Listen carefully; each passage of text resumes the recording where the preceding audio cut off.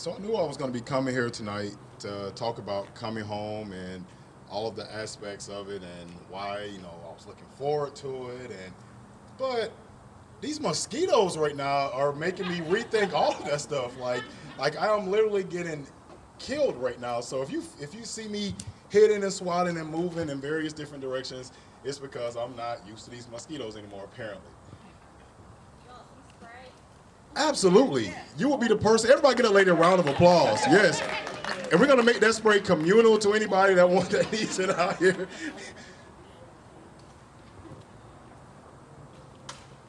So, Denny!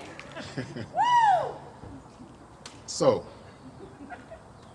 how does a kid from the south side of Macon, off of Second Street, the bad part of Second Street, not the good part, the one that has the nice siding and sidewalks, the bad part of Second Street, for the sake of conversation, who has a mom who can't read, write, do math, and the same thing follows for his family.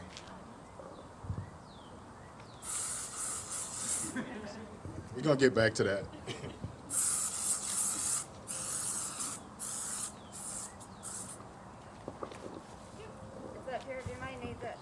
But how does that kid make it from those circumstances all the way to the mayor's office in Denver, all the way to a stone's throw away from a potential president candidate and possibly president of the United States of America, and then now to a United States senator?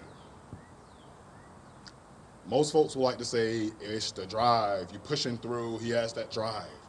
He has that perseverance to, defy all odds. He has that resiliency. He's resilient. He makes it. He keeps going. That's not the story I'm trying to tell.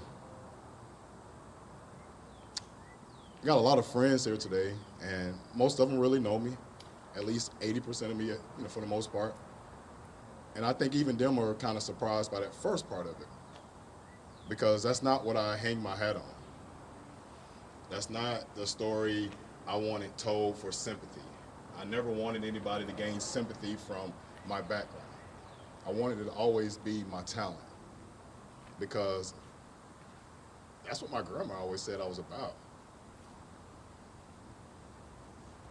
Who is this guy from the south side of Macon, Georgia? Neighbors with this lady right here. He's a guy that comes from a family with a strong grandmother central, Maddie Sue Glover.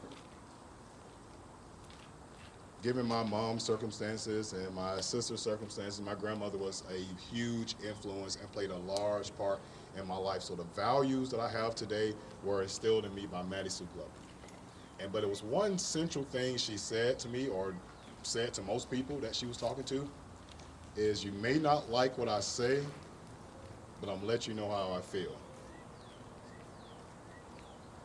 What's going on, everybody? My name is Danny Glover, and we're here to talk about a story of me traveling from Macon to Denver to Nashville and a few places in between. And along that journey, we're gonna climb a mountain. We're gonna climb several mountains, and we're gonna crash and hit some deep valleys. But one constant thing you're gonna get throughout this time while I'm on the stage is always pushing forward. So I got arrested and charged with possession of weed back in 2013. And we talk about this kid and all of this hope and all of this desire coming from the south side of Macon, and all of the promise and opportunity that was installed in him. Would get a scholarship from the 100 Black Men in the 5th grade that would diametrically change his entire life going forward. His entire college is paid for. All he has to do is choose the school he wants to go to anywhere in the United States of America. He chose Tennessee State University, and he went there with the skills that Macon instilled in him, took over school, took over organizations, president of this, president of that, the president of the entire damn school. Came back home, ran for office, got back involved in the community. But we'll have all of that come crashing down with the lights from a Jones County sheriff. Now, most of you know that story, but what I want to hone in on is not so much that incident, because as I said then and as I say now, and as I believe now more than ever, that does not define me and who I am. So I was at a debate with a candidate I'll not mention at this point, but I was at a debate, and we were going back and forth at St. Paul AME Church. And after I did my closing statements, I went and sat down at my chair next to that candidate. And as that candidate was getting up, they slid a note to me. And that note said to me, I know what happened such and such date, January such and such date. And I'm sitting in the church, y'all. Oh, fuck, here we go. And so I remember the thought cycling through my head like, you know, you knew this would get out somehow. You know, this is a small community, small knit community. But, you know, here we go. So I went home that night. You know, it wasn't a great night. And I remember waking up that next morning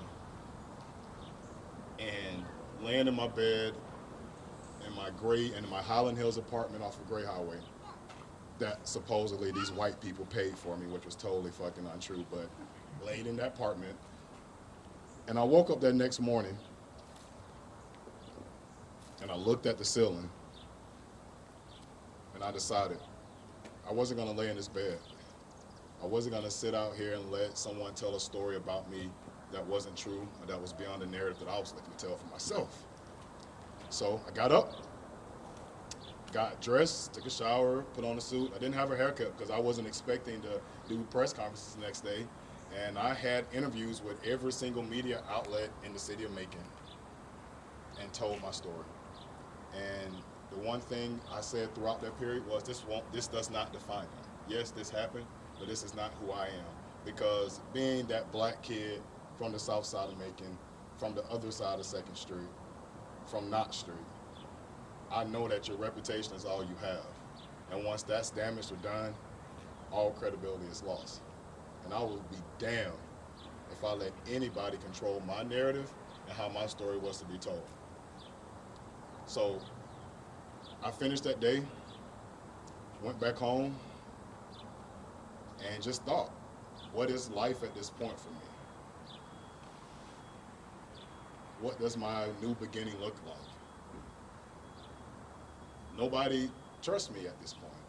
All of the credibility and goodwill I had built up in both the black and white communities was decimated within 24 hours. I was 23 at that time.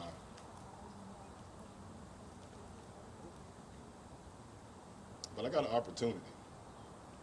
opportunity that would take me out of Macon for the first time. Most of my friends know after I graduated college, my goal was to do what? Luanti. Be a political science in my hometown of Macon, Georgia. I wasn't thinking about anywhere else. Shit, I knew I was talented. I knew I was that motherfucking guy. But I wanted those talents to be here in Macon, Georgia. And so for the first time, I left Macon. I received the opportunity to work for the last 2 weeks of a campaign for this political family in Memphis, Tennessee, the Ford family. She was running for state rep. She was unsuccessful in that campaign, but that campaign opened the door up for me to go back to my second home, which is Nashville, Tennessee. A city that I always say Macon made me and Macon raised me, but Nashville cultivated the skill sets I have today. Nashville honed them. Nashville made them pure. Nashville sharpened me. It taught me stuff I did not learn in Macon, stuff I did not learn in my house. So it gave me experiences to travel the world. So to get an opportunity to travel back to Nashville, to work in a space that I was beginning to gain familiarity with at that time, I was happy about it. But I had a past that was still there knocking at my door.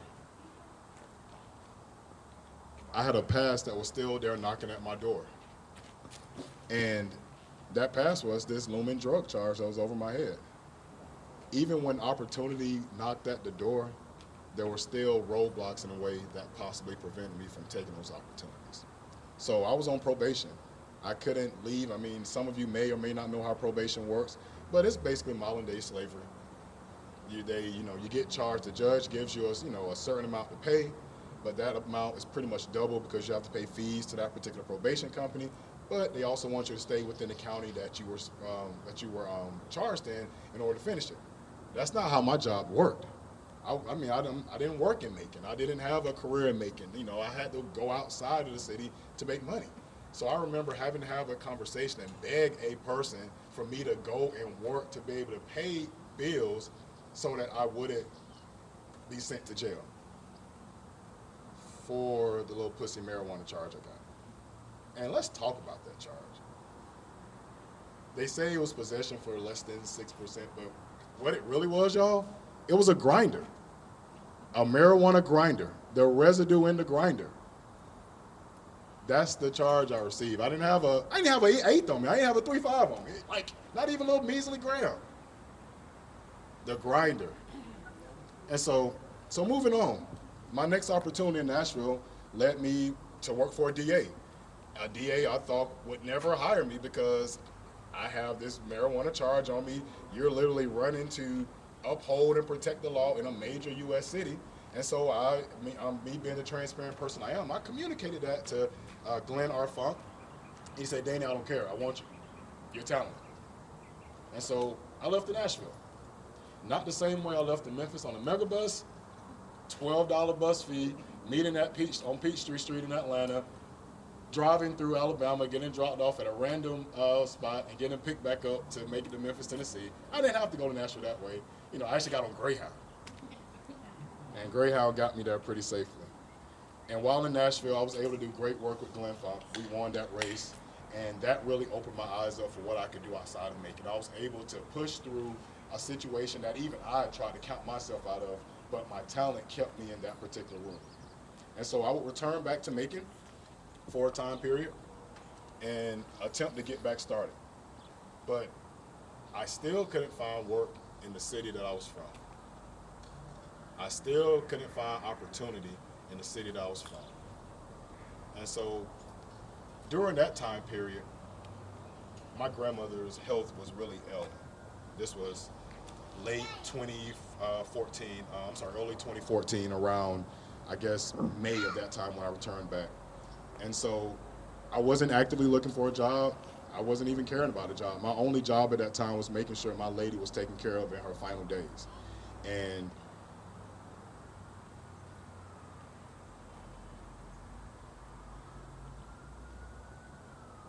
when I think about love that human beings share with one another, I always hearken back to that moment, or those moments, those final moments. Because I had the type of grandmother that was a lady's lady.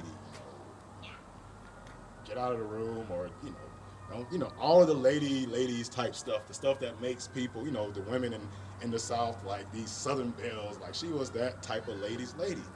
But 4th of July of that year, 5 days before she would eventually pass on July 9th, we were getting ready for a family birthday party. My aunt's birthday is on 4th of July. We always have a big family gathering every year. And so everybody was out doing stuff, so it's just me and her at the house at that point. And so she's in her bed in her room, and she says, Danny, I want to get dressed, and I want to look like people.